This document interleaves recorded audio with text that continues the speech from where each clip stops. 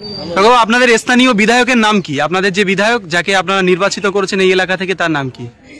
বিধায়ক তো শুনেছি ওই মানে যেটা কি নওশাদ সিদ্দিকী, আমার কোনো দেখিনি, শুনেছি, কিন্তু কোনো ভাঙড়ের মানুষ মানে জানি না দেখেছে কিনা সেটা বলতে পারবো না। আপনার নওশাদ সিদ্দিকীকে দেখেননি? দেখিনি তো, শুনেছি শুধু। আপনাদের তো বিধায়ক। ওই বিধায়ক ওই আসেন, আপনাদের খবর নেন, আপনাদের খোঁজ খবর রাখে, আপনাদের উন্নয়নের পাশে থাকে, উন্নয়ন করে আপনাদের এলাকায়? না না, দেখিনি, শুনিনি। কোথায় উন্নয়ন, কোথায় আমি মানে শুনেছি ভাঙড়ের বিধায়ক।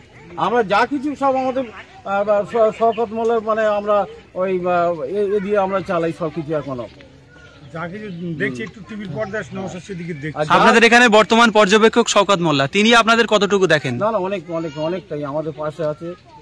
আপনাদের এলাকার উন্নয়ন করেন?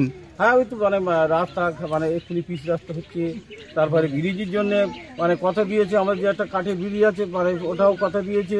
তারপরে আমাদের যেটা বাড়ি বাড়ি জলের লাইন চলে যাচ্ছে সেটাও মানে, তারপরে গরিব মানুষদের জন্য যে শীতকালে যে কম্বল মানে বিতরণ করেছে, এর আগে মানে জামার, তার আগে শাড়ি দুর্গাপুজোয়, তারপরে সমস্ত বিপদে আমাদের শওকত মোল্লা আমাদের পাশে আছে।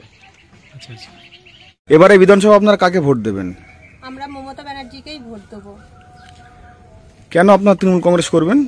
কারণ দিদি আমাদের মানে লক্ষ্মীর ভান্ডার, কৃষক বন্ধু, তারপরে রূপশ্রী, কন্যাশ্রী যেসব প্রকল্প সবই আমাদের মানে দিচ্ছে বা আমাদের পাশে আছে সব সময়।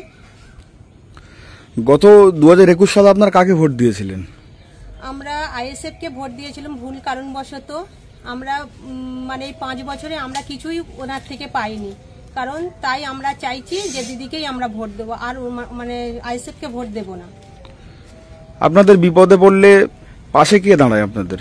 আমাদের শওকত মোল্লা সাহেব আমাদের পাশে এসে সব সময়ের জন্য আমরা ডাকলেই চলে আসে, উনি আমাদের পাশে আছে সব সময়।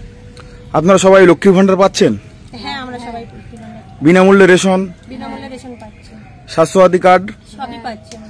আবার মেয়েদের আপনাদের রূপশ্রী, হ্যাঁ, রূপশ্রী, কন্যাশ্রী বা ছেলেদের ট্যাবের টাকা সবই আমরা পাচ্ছি। কৃষক বন্ধু পাচ্ছেন? হ্যাঁ, কৃষক বন্ধু পাচ্ছি। তাহলে 2026 সালে বিধানসভা নির্বাচনে আপনারা সবাই মিলে তৃণমূল কংগ্রেসকে ভোট দেবেন? হ্যাঁ, আমরা সবাই দিদিকেই চাই।